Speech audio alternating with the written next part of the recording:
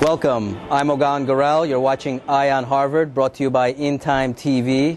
We have another great guest this week in snowy Chicago, and it's been a challenge for all of us to get here, but to meet our audience and to keep the 10,000 men of Harvard happy, we are prevailing, so that's a good sign. We have a great guest today, Eye on Harvard, brought to you by In Time TV. It's Joe Messer, Joseph Messer. Dr. Messer is professor of medicine at the Rush University Medical Center and a nationwide specialist in nationwide recognized specialist in cardiology. And of course, he's a Harvard grad. He got his AB in 1953 and his MD from the Harvard Medical School in 1956. Has had a extensive career in cardiology and is going to talk to us a little bit about aspects of medicine that are at the forefront that are affecting the general population. You don't need to be a physician to get a lot out of this conversation that we're going to have. In particular, what we're going to talk about is the initiatives he's been involved in, has been advising on, has been commenting on the whole physician quality arena. And so towards the second half of this conversation, we'll talk a little bit about that. So please welcome Dr. Joe Messer. Welcome. Thank you, Ogan. It's a pleasure to be here. Pleasure to have you on this snowy day. I know it's been a challenge for all of us to get here, so Right. I really appreciate the Harvard perseverance, if you will. It's an honor to be included. Thank you. Well, I also wanted to mention that Dr. Messer, or Joe, has been involved extensively in the Harvard Club of Chicago, which we noted a few weeks ago had celebrated its 150th anniversary. He's in particular chairperson of the Harvard Medical Society component or sector chapter of the Harvard Club of Chicago. Right. So there's a lot of anecdotes, a lot of stories about the Harvard Club and Harvardians in Chicago that I'd like to share with you. But first, a little bit about your career. It's been a half century, essentially. Right. You graduated from the medical school in 1956. Right. Tell us a little bit about your Harvard experience and how that has informed all the work you've done. Well, thank you. My Harvard experience has really been quite unusual. I grew up in South Dakota in a small farm town, water town. There were about 12,000 people there when I graduated from the high school. I was one of those public high school guys that got into Harvard probably through geographic distribution. I don't know if they had that when you were there, Ogan, but they certainly did when I was there. It was quite a culture shock to go from there to Harvard. I actually did not want to go to Harvard, honest truth be known. I was in love with Northwestern, Right. and my father, who knew better than I, thought it would be desirable that I applied to Harvard because my brother had gone to Harvard. And I finally agreed that I would apply to Harvard, but I needed to apply to Northwestern. I also had to apply to Yale because I had a cousin who went to Yale. When the admissions came out, I was heartbroken. I was accepted at Harvard and Yale, but I was rejected at Northwestern. That's how I got to Harvard. It was probably the best thing that ever happened to me now in retrospect. The college years were very quick. I went through in 3 years. I was hell-bent to go to medical school, and time seemed to be of the essence in those days. Interesting. I went through, as I say, got my AB in 3 years. Was that with I mean, when I went to the college in the 80s, we had the advanced placement program. Was that 3-year just sort of on your own in a way, or was that an established program? No, it was on my own. We could then, and I guess you can now, you could take courses in the summer. I see. And accelerate by doing that and getting all your courses in the 3-year period, which I did, and I applied to the medical school. I also applied to Johns Hopkins because that's where my brother had gone on down to there, and I was very grateful that I was accepted at Harvard and stayed there and went through the medical school. Wonderful mentoring in those days. I stayed on, did my internship at the Harvard Medical Service at the Boston City Hospital, which was a great, magnificent experience. If I could interrupt one more second, with my quantitative reasoning requirement that I passed at Harvard, I calculate here you did medical school in 3 years. It was actually the other way around. I did college in 3 years, but I was always in the class of 53. I graduated in 52. I get it. So that's why it's listed. You know, there. once you get into a class They as a stick you freshman, there. you stay in that class regardless, I guess. So you of did the what- 4-year medical school. I did a 4-year medical school, yeah. Wonderful experience at the Boston City Hospital. Sadly, that unit is no longer there. In fact, Boston City Hospital has changed significantly since that time. Wonderful advice from a gentleman named Charles Davidson at the Boston City. I'd spent so much time there in my medical school clerkships. He thought it was time for me to go to a different environment and help me get into the Peter Bent Brigham Hospital, which is a totally different hospital, part of the Harvard program, where I stayed for my residency, my fellowship in cardiology, my senior residency, before I went on to the Air Force. I was very fortunate after the Air Force years, where I actually ran the cardiovascular research lab for the human centrifuge for the Air Force. It was quite a wonderful experience. So we part were of the space program. We were part of the space program, and in those days it was interesting in that it wasn't really determined who was going to control space from the United States, whether it be the Air Force, the Navy, or whether it would be civilian. And you recall President Eisenhower declared that it would be a civilian control NASA. The Russians had just put Sputnik up a few years before, and it was really a race to get one of our folks up. And the big problems were G-forces, acceleration forces, and heat and cold. And we studied those in the lab that I was running at that time. I was invited to come back to Boston to be head of cardiology in one of the 3 units at the Boston City Hospital, where I stayed for 10 years until the Boston City, in its wisdom, decided that the hospital would be a one-university hospital, and the Tufts and Harvard groups left the Boston City, and it became a Boston University hospital, which, in retrospect, was a wise thing to do.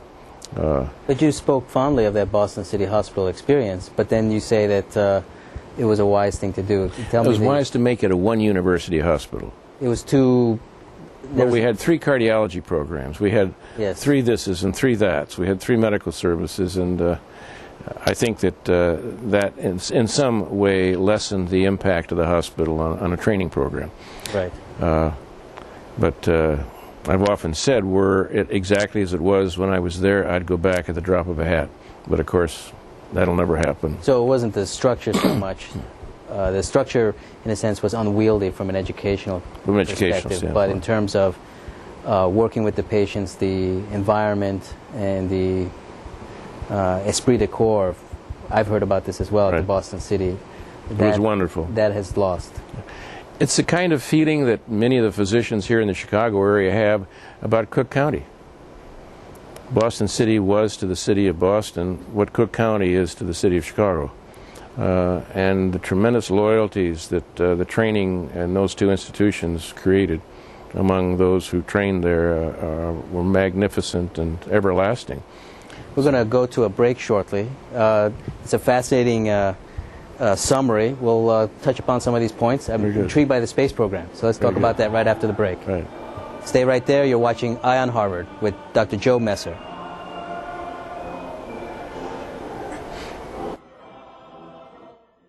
Hi, I'm Michael Momando. You're watching the In Time TV network, where professionals save big time connecting with their community worldwide. If you're in the restaurant or hospitality industry, I invite you to tune in to Restaurant Talk, where you can email or call in questions, comments, or concerns. You may even be a guest on our weekly Saturday show. To see a recent tasty episode of Restaurant Talk, please tune in to www.intimetv.com.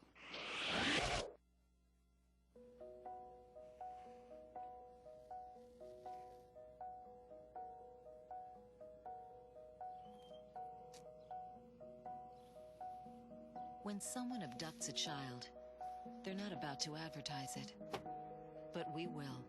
Sign up at wirelessamber-alerts.org to get free Amber Alert text messages on your cell phone. Help put a child abductor out of business for good. Wireless Amber Alerts. A child is calling for help.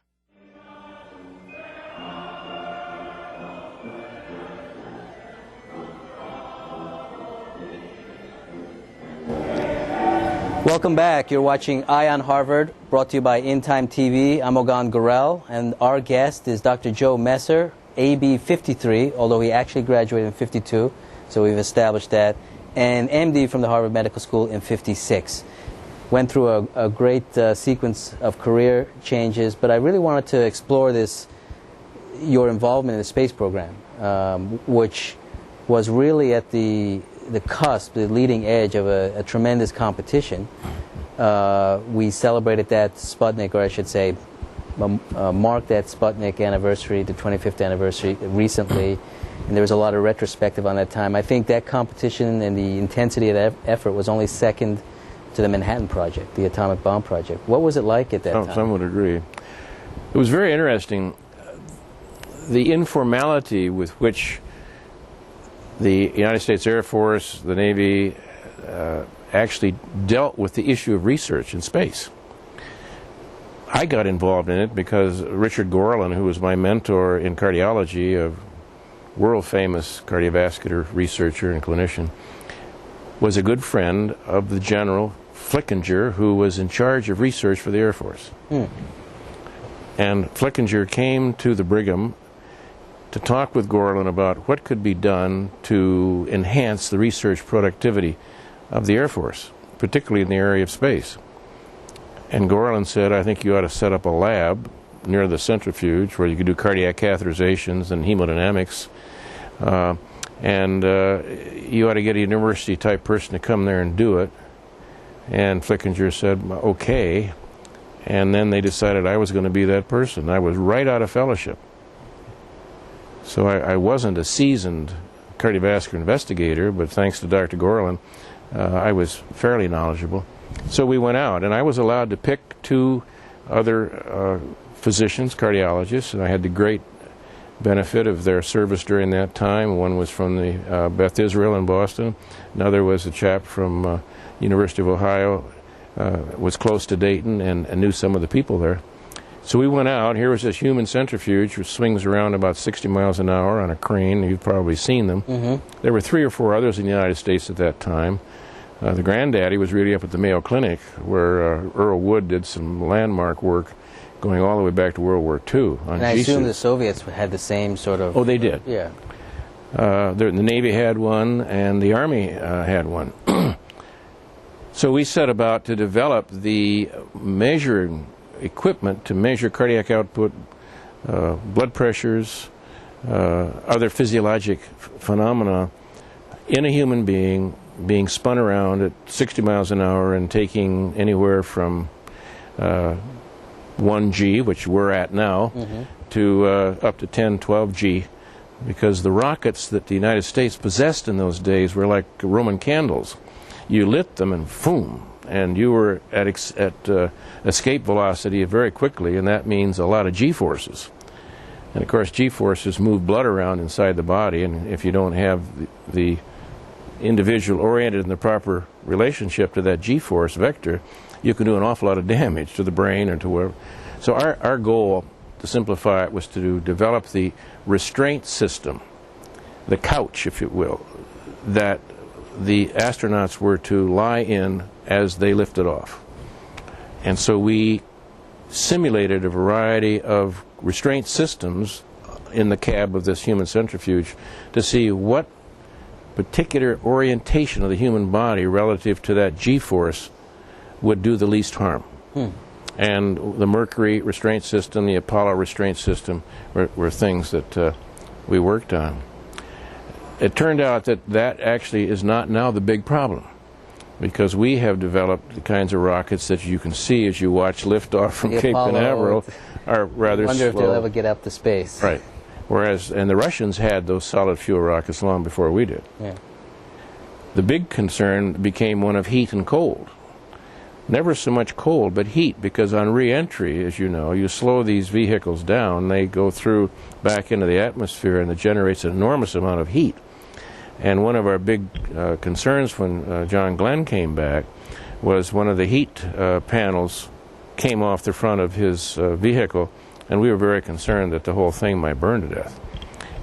We therefore moved from the human centrifuge to heat and cold, and we had labs there at Wright-Patterson in Dayton, Ohio, where we could simulate intense heat and intense cold, and we had a research panel of master sergeants who agreed to be subjects for this experimentation.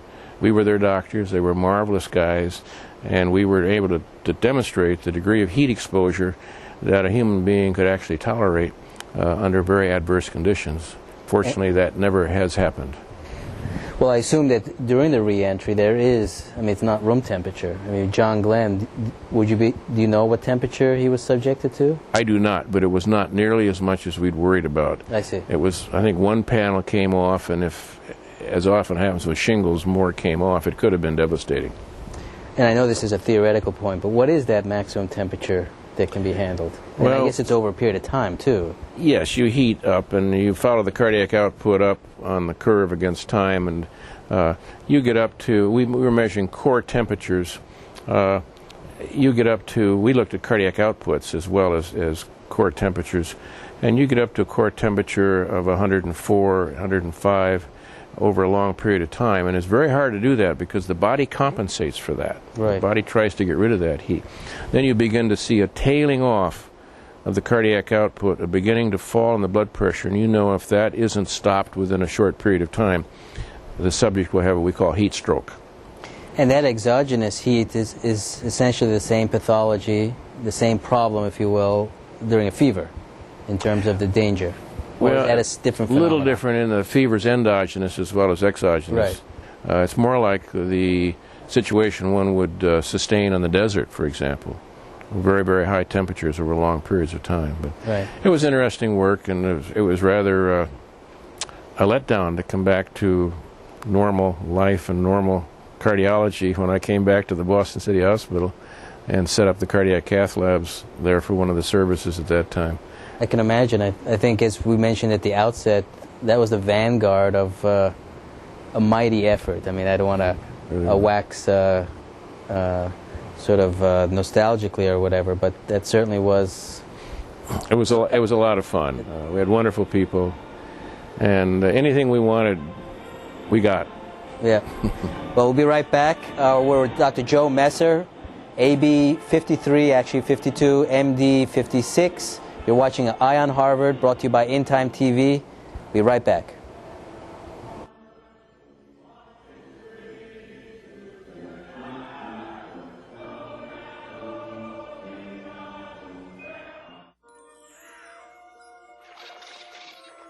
No matter where you live, life in the oceans depends on you.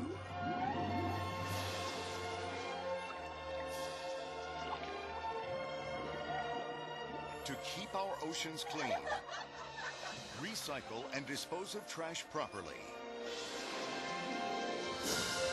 To learn what you can do, go to keepoceansclean.org.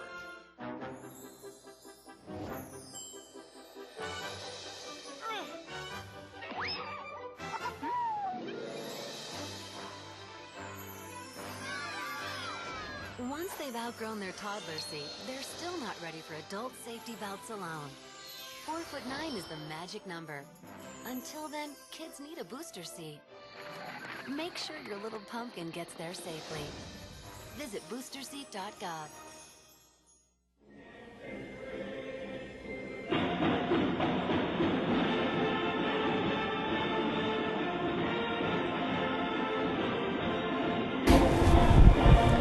Welcome back. I'm Ogan Garel. You're watching Eye on Harvard, brought to you by In Time TV. Our guest today, Dr. Joseph Messer, Professor of Medicine, Cardiology at the Rush University Medical Center, what they call a Triple H. You went to Harvard College, at Harvard Medical School, and a Harvard residency. At least that was a phrase that we talked about. Oh, okay. Triple H. So clearly, extensively in the Harvard system, but obviously you made a move eventually to Chicago. Tell us a little bit about the career after the space program adventure. It was really a wonderful 10 years. I came back to Boston, and I was there another 10 years. My children were born then and raised and so forth. We lived in Wellesley, for those of you who are in the Boston area, and many of you know that area very well. In fact, my late first wife was a Wellesley graduate, and I made the trips back and forth, as many guys did, from Harvard out to Wellesley, and good old Route 16. Some of you remember it. when I got back to the Boston City Hospital, there was a desperate need to improve the quality of the equipment for cardiology. Enormous strides have been made in that very brief period of 3 or 4 years. Coronary angiography, which is absolutely the keystone of the management of coronary artery disease today, had occurred in the 3 or 4 years between the time I left the Brigham and went to the Air Force and came back to the Boston City Hospital. An amazing acceleration of expertise in that field. So one of my tasks was to set up cath labs. But you're helping to save the free world during that time. So you might have missed the onset of angiography. So we had wonderful support. We set up new cath labs at the Boston City, and then something became very clear. We couldn't do 3 of these labs for Harvard, Tufts, and BU. They cost $1 million a piece, at least. So a wonderful thing happened, and I want to acknowledge Walter Abelman, who was the head of cardiology in the Harvard service. I was the head of cardiology in the Tufts service, and Burton Polanski was head of the BU service. We worked together to consolidate cardiology at the Boston City Hospital. We had a single cardiovascular unit at the Boston City, almost unheard of at the Boston City prior to that time. And that gave us economy of scale, it reduced the cost, it enhanced the training program, our research potential, and it really, in large part, was due to the understanding and the negotiating ability of Walter Abelman, who was head of the Harvard service, who convinced Jim Yondell, who was chairman of medicine, and Max Finland. These are names that all of us will remember from the medical school, that we should do this. And 3 or 4 years after we did it, the city decided to turn everything over to BU, and so Walter and I left and went our separate ways. And where I came to was Chicago. Oh, I see. So that transition to the BU system, if you will, was part of the shake-up, or I should say changes that brought you to Chicago. Many of the people went over to the Beth Israel. Right. Some went back to New England Medical Center. Right. And I was very fortunate in that Rush here in Chicago had gone back to the Boston City Hospital for every one of his chiefs of cardiology since the days of James Campbell, who created the new Rush in Chicago. He trained at the Boston City. Dr. John Grettinger, who came next, who's passed away, was a great mentor for me at one point in my career. Richard Carlton, who was my resident when I was a student at the Boston City, came here from the Thorndike, and they went back to the well again and invited me to come out. And I did. And we kind of went through the same thing again. New cath labs, developing a new department and the like. And I remained on as the head of cardiology at Rush for 14 years. And then our group, we were all full-time, the salaried structure of an academic institution such as University of Chicago, Northwestern. Our group decided that it was time to go into private practice, have our own patients, our own enterprise, and we stayed as the loyal opposition, if you will, at Rush, where we still are today. Well, there are a number of medical centers. I think Mass General is one of them, where there's a mixed system. There's some salaried, I should say full-time staff physicians, and there's some who are private practice. And I've often used the Mass General model in trying to proselytize, if you will, for that mixture. I see no inherent reason why academic medicine and the private practice of medicine cannot work together. They do not have to be adversarial or estranged from one another. Well, it's interesting. I did my surgical internship at Mass General, and I saw both sides, and I actually thought it sometimes made things complicated to the extent that you had to have a slightly different approach. If it was a staff person, you're taking care of the patient of a staff person versus a private practice. But I think that was outweighed certainly by just a more diversity of experience and outlook on different ways of complementary, or I should say they're not orthogonally different, but they are different ways of approaching the patient. They are very different, and I think that enhances both the care of the patient, and it enhances training, and enhances revenues of the institution. There's no question about that. So if one looks at the economics of healthcare today, the vast majority of patients are in the hands of private practitioners. Therefore, that needs to be used as an asset, not only economically for academic centers, but also for the training of physicians. There's always been a complaint, and I think this is irrespective of any institution, that academic medical center training, where until recently a lot of medical students and certainly residents were trained, was how should I say, somewhat distorted from what actually happens out in the real world. Right. That's why I was so fortunate, having spent a lot of time at the Boston City Hospital, which is real-world medicine, and time at the Brigham, which wasn't so real-world. It's academic medicine. But it's academic, and you went into much greater depth in many disease states than you had the time to do at the Boston City, because you were putting out fires all the time in the healthcare. But we've been very, very happy at Rush in the private sector, and there are many other areas in which we have both academic, full-time salaried, and we have private practitioners. There are usually only two issues that keep those two segments apart. One is money, which I think can always be negotiated. The other is ego, which is often very difficult. It's non-negotiable. Right. Well, we'll be right back. You're watching Eye on Harvard, brought to you by In Time TV. I'm Ogan Gurel. Our guest, Dr. Joe Messer, graduate of Harvard College, Harvard Medical School, and part of the residency programs there. We'll be right back. Stay right there.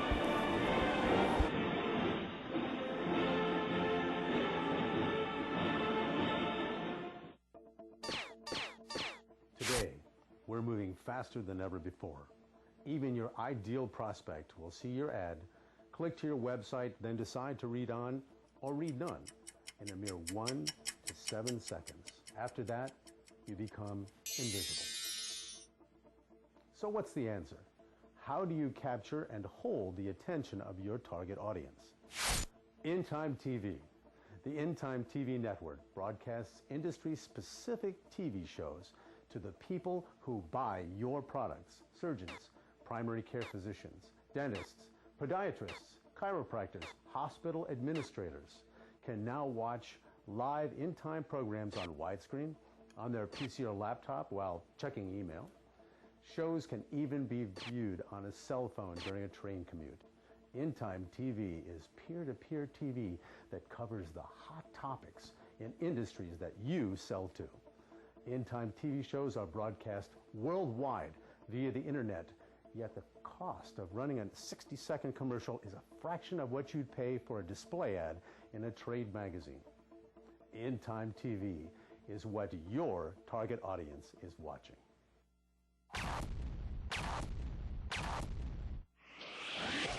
Keeping professionals engaged worldwide.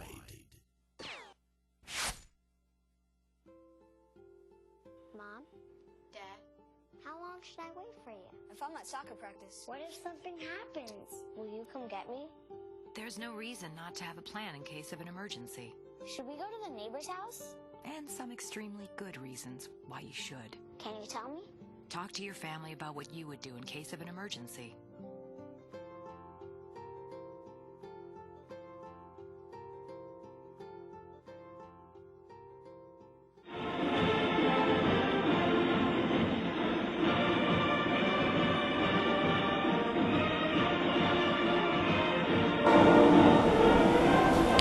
Welcome back. You're watching Eye on Harvard, brought to you by In Time TV. Our guest, Dr. Joe Messer. As I said at the outset, a very important initiative that Dr. Messer, Joe, has been involved in has been physician quality assessment, performance evaluation. That's been in the press. Medicare has various programs out, pay for performance or in pilot form. So obviously a very important topic. Tell us a little bit about how you got into that, the whole quality realm. Many years ago, the American College of Cardiology developed chapters in the states. Each state, not every state, but most states had chapters. And at that time, I became involved in the American College of Cardiology. Prior to that, it had been mostly American Heart Association. One of the programs that was developed within the chapter here in Illinois was quality assurance. and I was asked to chair that subcommittee. It was a local, very small, but local effort, but that propelled me into the whole field of quality measurement, quality improvement. I then went on to become the governor for the state here of the American College of Cardiology, and from there the chairman of the board of governors of the American College of Cardiology. And throughout all of this, my primary interest in the college has been to use its enormous resources to enhance the quality of individual physician performance.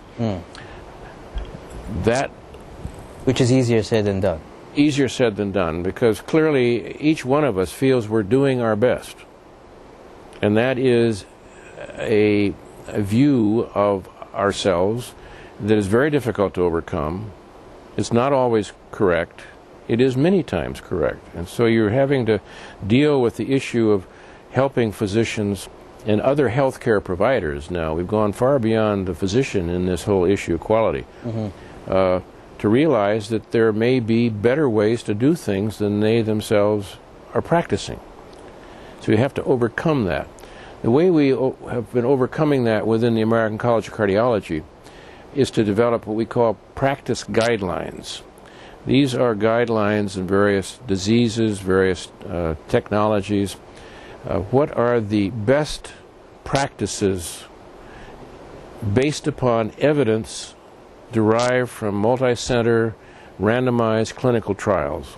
In other words, if you have a myocardial infarction, what is the best first step to take when you come into the hospital, the second step, etc.? What are the key elements of care that assure the best care?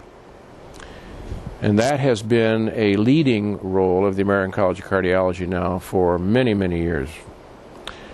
They've generated the largest number of guidelines in the whole healthcare profession. It became clear back around the beginning of this century, the end of the last, that we needed to go further. That simply enunciating guidelines for patient care was not enough. We needed to develop methods so that a physician could judge his or her performance in terms of those guidelines on a year-to-year basis to enhance individual physician quality improvement. No concept of comparing my performance with your performance, only comparing my performance with my performance. Relative to those guidelines. Individual quality improvement.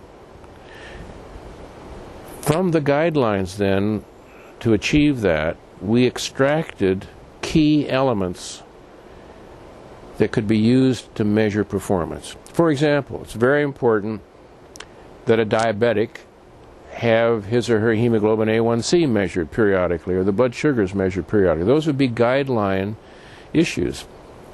Whether that was done or not then could be a performance measure. And so, in various areas, performance measures were developed by the American College of Cardiology in concert with the American Heart Association, which has also been the case with the guidelines. About the year 2000, the American Medical Association felt that this was of such importance that they began to devote an enormous resource to performance measurement development. And they created what's called the consortium, the Physicians Consortium for Improved Performance. Today, there are some 99 professional organizations that are voting members of that consortium, perhaps another 100 that are non-voting but are invited to participate. They're not medical organizations necessarily. And the American College of Cardiology Consortium provides the staff of experts in the area of performance measurement to work with these representatives of professional societies to develop ways to measure performance for individual physician quality improvement. It's an umbrella organization, but predominantly led by ACC and the AMA. Not predominantly. We're simply one of many. Oh, one of many. Right, but you had mentioned the ACC plays a role in providing those experts to assist other organizations? They do, as well as the AMA provides the professional staff that are expert in measurement, the science of measurement. The American College of Cardiology has been one of the important organizations, but many, many others. Orthopedics, the American Family Practice, psychiatry, pediatrics, almost the entire realm of healthcare delivery. I happen to have the privilege of representing the American College of Cardiology on the consortium. So we have developed performance measures in the area that I'm interested in chronic stable coronary artery disease, heart failure, hypertension. We're working in this area, and other societies working with the consortium have developed. So we now have close to 200 performance measurement sets that allow physicians to judge their own performance. Now this is where it starts getting tricky. How so? How do you measure performance, and what is performance, good performance anyway? What are the elements? And this is where it gets a little confusing to many people, and where the politics begin to come into the picture. When you're asking whether or not a physician has done a good job, you have to ask, are you talking about process issues? Are you talking about structural issues? Are you talking about long-term outcome issues? All of those influence performance. By process, I mean, did I order the hemoglobin A1C? That's a process issue. By structure, am I in an institution where I can get a hemoglobin A1C measured? And outcome, of course, is have my interventions kept that hemoglobin A1C down?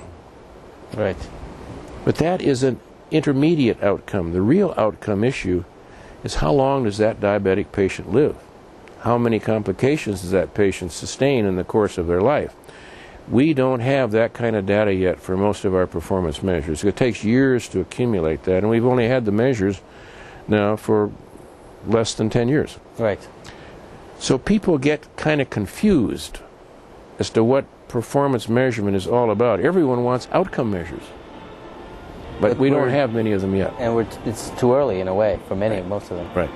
Well, this is a fascinating issue. You're watching Eye on Harvard. Our guest, Dr. Joe Messer, talking about quality. He's the ACC representative to the Physicians Consortium on Quality. So clearly, a lot to learn, both us and the profession, on this important topic. Stay right there. We'll be right back.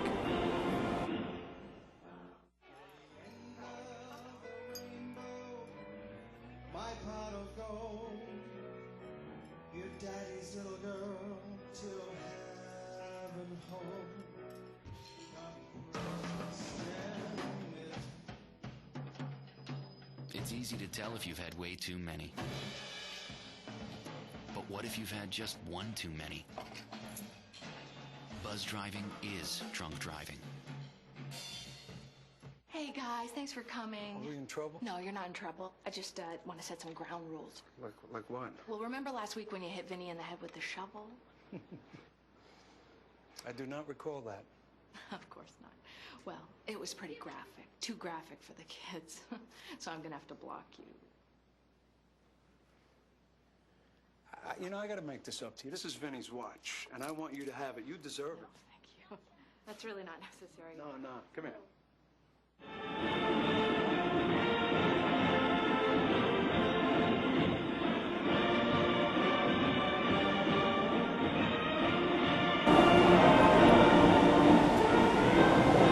Welcome back. You're watching Eye on Harvard. We're with Dr. Joe Messer, graduate of the college, of the medical school, and also several of the Harvard-affiliated hospitals in terms of training, fellowship.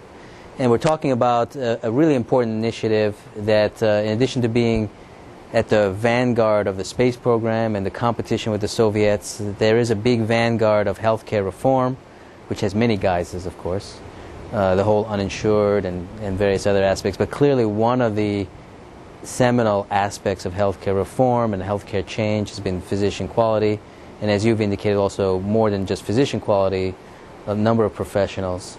Right. So you were talking a little bit about the consortium and that program, and in particular that as a society or individually we're focused on outcomes. Right. And that takes a very long time to develop, and the system over the past 10 years has been focusing on a lot of measures around process, etc. But everyone is eager for the outcomes and to grade their physician next door on the outcomes, but that data is not there. Not true outcome data. We have very little true outcome data. Yeah. The early efforts, since we've moved now to deciding about the physician next door, the early efforts in the performance measurement field were directed at individual physician improvement, self-improvement. As the issue of the expense of healthcare has risen to the top, really, of the healthcare problem, there's been an inevitable desire to take the same measures that we have developed for individual physician improvement and use those to judge the physician's improvement and to compare his or her performance, not improvement, performance, with someone else's. The drive there being at least twofold. I think there is a sincere desire on the part of those who are pushing for public accountability to improve healthcare. But there is an underlying clear-cut drive to control costs. Right. And when we deal with those two issues, the interface becomes very complex. In fact, a lot of people have been almost reformulating the equation, saying, well, we're not so much interested in reducing costs, but we want to see if we get value for what we spend, right, which is really the same thing in a way. It's been my experience that every time a particular mantra seems to lose its validity, such as improved health care will lower costs, I mean, that is a very arguable proposition. In fact, when the British included incentives to improve health care in their program, health care improved, but the cost of health care improved almost 1-to-1. Right. So now the move has been to cost effectiveness. And now that gets teased apart into, are we talking about cost? Are we talking about effectiveness? What is really the factor that we're interested in? And then we get to efficiency, which is another thing, and so on. And I think it's imperative that the consumer of healthcare realize the relationship between quality and cost. And the third factor in the equation is access. Right. You cannot have highest quality, low cost, and universal access. Those three factors, which we all would like to have, simply cannot be fit into the same equation. So it's going to be a societal decision. And I hope and pray that decision is made by people of wisdom. Where we're going to value access, cost, and quality as we move forward. And I'm not convinced that the current political environment is the one in which that kind of wisdom can be expected. Well, maybe we'll get to that shortly. I wanted to certainly a very intriguing concept and very apropos as we're approaching Iowa and New Hampshire. But I was interested in one concept. So you look at cost, quality, and access. In terms of that wisdom and the analytics and the decision-making around that, is it wise to keep them as separate as possible? I'll give you an example what I mean. When you couch it in terms of value for the buck, you are combining the quality-cost equation. And to the extent that cost is essentially around dollars, and quality, as you've indicated, is a much more difficult measure, it's easy, that starts to degenerate, if you will, into just saying, let's focus on cost, because that's, you throw up your hands. Right. So if you mix those three, so do you think part of that wisdom comes from really trying to look at those separately and valuing that? How does that equation play out? I'm not sure you can look at them separately. So they are... We've tried to do that. You're familiar with a quality life year. Yes. The cost of a quality life year, which is a very interesting concept, that as long as the cost of allowing another quality year of life to occur is below a certain amount, and the figure that's been bandied about is $50,000 per quality life year. Yeah. Some has simplified it as saying the price on human life. That's kind of getting to what you're talking about, and then you look at that in detail, and it begins to fall apart. Exactly. Yeah. What life? What disease? What's the environment in which this occurs? What is the value of $50,000 anyway? The more important issue, I think, is getting back to the original purpose of performance measurement, namely quality, individual quality improvement, and the chasm that has existed now is existing between the use of performance measures for individual quality improvement and public accountability. You call that the Great Divide. They were never intended to be used for public accountability, but they are inevitably going to be, and we have to enhance our science of measurement in order to allow that to happen. And I call that the Great Divide. It would be interesting, perhaps, for our listeners to take a glance at what I call the great circle of quality improvement. I don't know if we have that. Yeah, we can. I think we do. Let's pull that up right after the break.